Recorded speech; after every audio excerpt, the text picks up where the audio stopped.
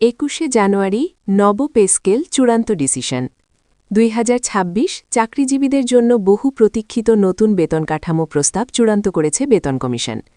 আজ 21শে জানুয়ারি pay scale নিয়ে চূড়ান্ত সিদ্ধান্ত অর্থ উপদেষ্টার।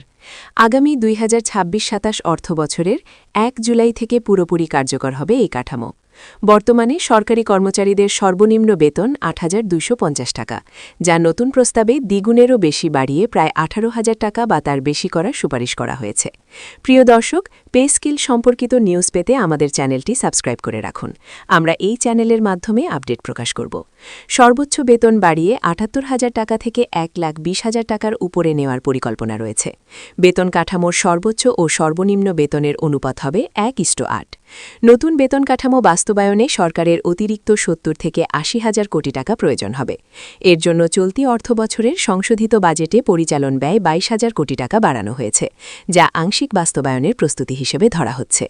গত বছরের জুলাই মাসে গঠিত ২১ সদস্যের বেতন কমিশন সাবেক অর্থসচিব জাকির আহমেদ খানের নেতৃত্বে ৬ মাসের মধ্যে প্রতিবেদন জমা দেওয়ার কথা ছিল। এখন সেই প্রতিবেদন অর্থ উপদেষ্টা সালেহুদ্দিন আহমেদের কাছে জমা দেয়া হবে ২১ জানুয়ারি। এরপর উপদেষ্টা পরিষদের মাধ্যমে চূড়ান্ত সিদ্ধান্ত নেওয়া হবে। নতুন বেতন কাঠামো শুধু বেতন বাড়ানোর বিষয় নয়, এটি সরকারি কর্মচারীদের দীর্ঘদিনের আর্থিক চাপ লাঘবের বড় প্রত্যাশা হিসেবে দেখা হচ্ছে। নিম্নস্তরের কর্মচারীদের বেতন বাড়ানোর উপর বিশেষ গুরুত্ব দেওয়া হয়েছে, যাতে তাদের জীবনযাত্রার খরচ সামলানো সহজ হয়। সরকারি কর্মকর্তা কর্মচারীদের পে স্কেল নিয়ে কাজ চলমান রয়েছে জানিয়ে অর্থ উপদেষ্টা ড সালেহুদ্দিন আহমেদ বলেছেন, এর জন্য প্রচুর অর্থের প্রয়োজন। দেশের অর্থনীতি আরও শক্তিশালী হলে পে স্কেল বাস্তবায়ন আলোর মুখ দেখবে। সোমবার ১৯ জানুয়ারি দুপুরে চাঁদপুর শহরের হাসান আলী স্কুল মাঠে গণভোটের অংশ হিসেবে হ্যাঁ ভোটের প্রচারণা মেলার উদ্বোধন শেষে সাংবাদিকদের প্রশ্নের জবাবে তিনি একথা বলেন ড সালেহুদ্দিন আহমেদ। ড সালেহুদ্দিন আহমেদ বলেন, বিগত ১০ বছরে সরকারি কর্মকর্তা ও কর্মচারীদের পে স্কেল নিয়ে কোনো কাজ হয়নি। আমরা পে কমিশন করেছি। এ বিষয়ে কাজ চলমান রয়েছে।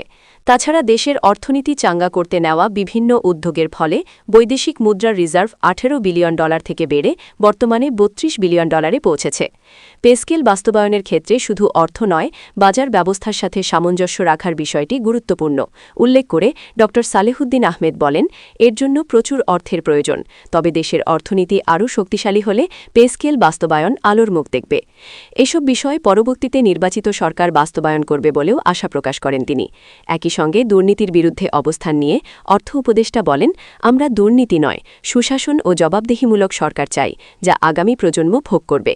বাংলাদেশে চলমান নবম জাতীয় পে স্কেল বাস্তবায়নের কেন্দ্র করে উত্তাপ নতুন মাত্রায় পৌঁছেছে।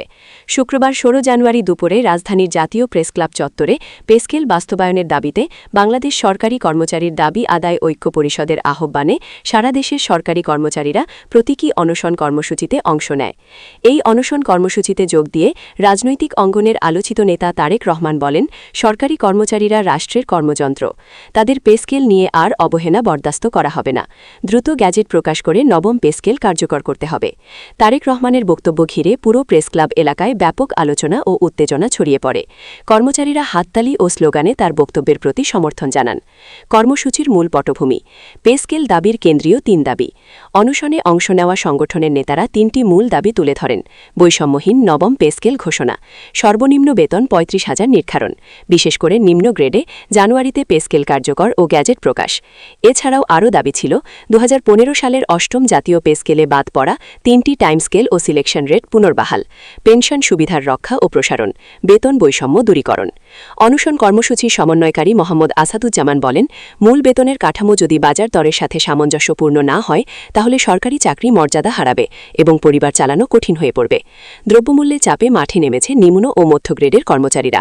গত ২ বছরে বাজারে খাদ্যদ্রব্য, ভাড়া, চিকিৎসা, পরিবহন ব্যয় তীব্রভাবে বেড়েছে।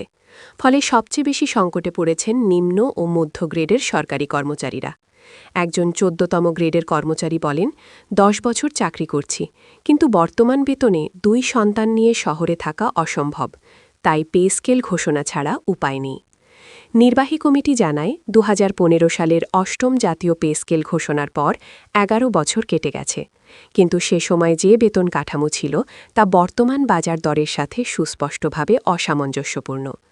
দেশজুড়ে প্রেস ক্লাব কেন্দ্রিক আন্দোলন, জেলা উপজেলায় অনশন, এটি সরকারি কর্মচারীদের সাম্প্রতিক বৃহৎ সমন্বিত মাঠ কর্মসূচি বলে বিভিন্ন বিশ্লেষক মন্তব্য করেছেন।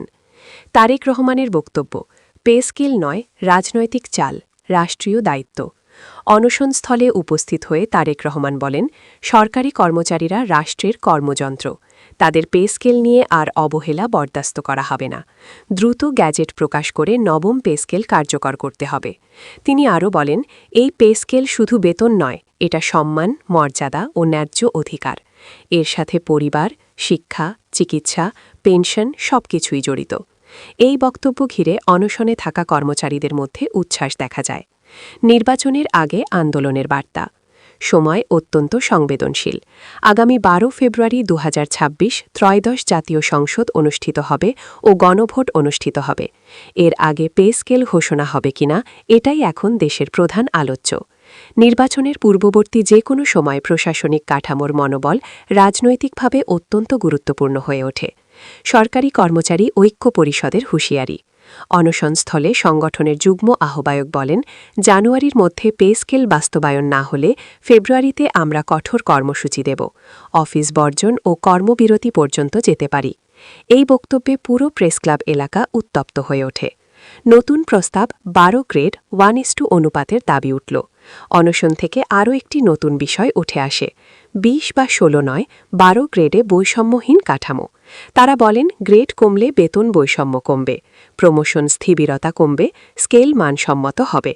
এই দাবি পে কমিশনের বর্তমান প্রস্তাবের সাথে পুরোপুরি মিলছে না, কারণ কমিশন 16 গ্রেডও চূড়ান্ত করেছে। বাজার ও অর্থনীতিতে সম্ভাব্য প্রভাব। অর্থনীতি বৃদ্ধির একাংশ বলছে, নিম্ন ও মধ্য আয়ের কর্মচারীদের বেতন বাড়লে ভোগ ব্যয় বাড়বে। এতে বাজারে ইতিবাচক সাইকেল তৈরি হবে। শিল্প ও সেবা খাত চাঙ্গা হবে। তারা আরও বলেন, পে স্কেল ব্যয় নয়, এটা অভ্যন্তরীণ অর্থনীতিতে বিনিয়োগ। শেষ কথা, পে স্কেল এখন রাজনৈতিক চাপ বাড়ছে। আজকের প্রতীকী অনশন দেখিয়েছে সরকারি কর্মচারীরা সংগঠিত, দাবি সুস্পষ্ট ও বাস্তবসম্মত। রাজনৈতিক অঙ্গনে প্রভাব পড়তে শুরু করেছে। নির্বাচনের আগেই সরকার সিদ্ধান্ত নিতে বাধ্য হতে পারে। তারেক রহমানের শেষ মন্তব্য ছিল, পে স্কেলের ঘোষণা আর টেনে না, এখনই গ্যাজেট দিন, দ্রুত কার্যকর করুন, রাষ্ট্রীয় দায়িত্ব এড়ানো যাবে না। এই বক্তব্য রাজনৈতিক ও প্রশাসনিক উভয় অঙ্গনে আলোড়ন তুলেছে। এই ছিল আজকের আপডেট। নবম পে স্কেল নিয়ে আলো সর্বশেষ খবর পেতে অবশ্যই লাইক, কমেন্ট ও সাবস্ক্রাইব করে সাথে থাকুন।